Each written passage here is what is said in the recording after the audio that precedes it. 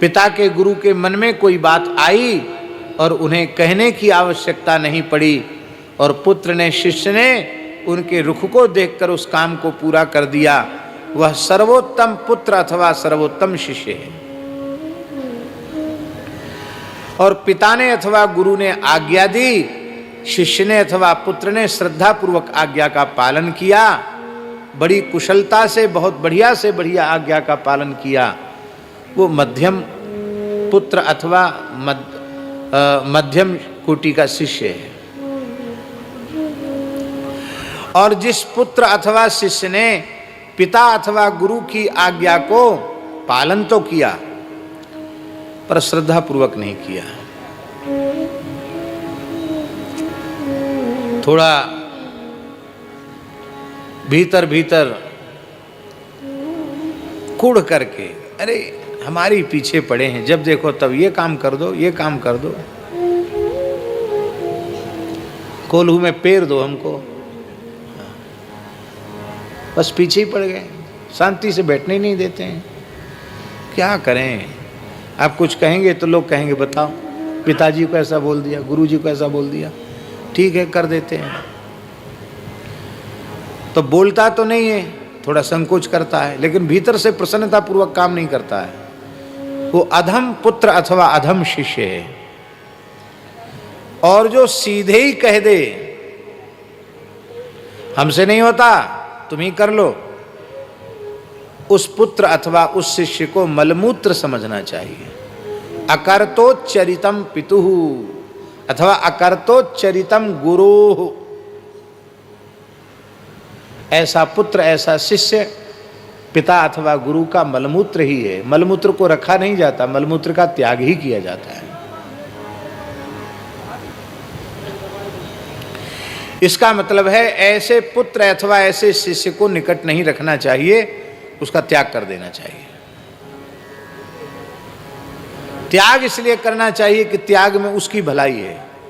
वो जितना ज्यादा आज्ञा का उल्लंघन करेगा, अवज्ञा करेगा, उतना ज्यादा उस बेचारे का पतन होगा।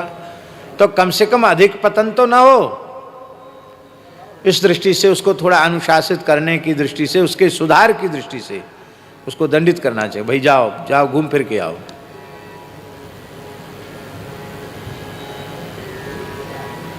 भरत, तुम तो उत्तम मध्यम अधम नहीं, तुम तो सर्वोत्तम पुत्रों में से हो। तुम्हारे पिता जैसे पिता और तुम्हारे जैसे पुत्र, तो तुम्हें तो आज्ञा का पालन करना ही चाहिए। देखो वत्स,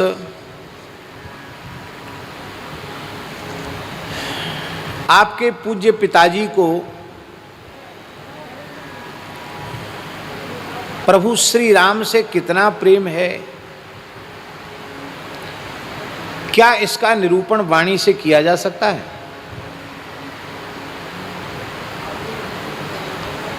प्रत्यक्षे किम प्रमाणम। श्री राम चले गए तो चक्रवर्ती महाराज दशरथ के प्राण ही चले गए। इसका मतलब है प्रभु श्री राम उन्हें प्राणों से अधिक प्रिय थे। इन्होंने प्राणों को न्यौछावर कर दिया श्री राम जी के वनगमन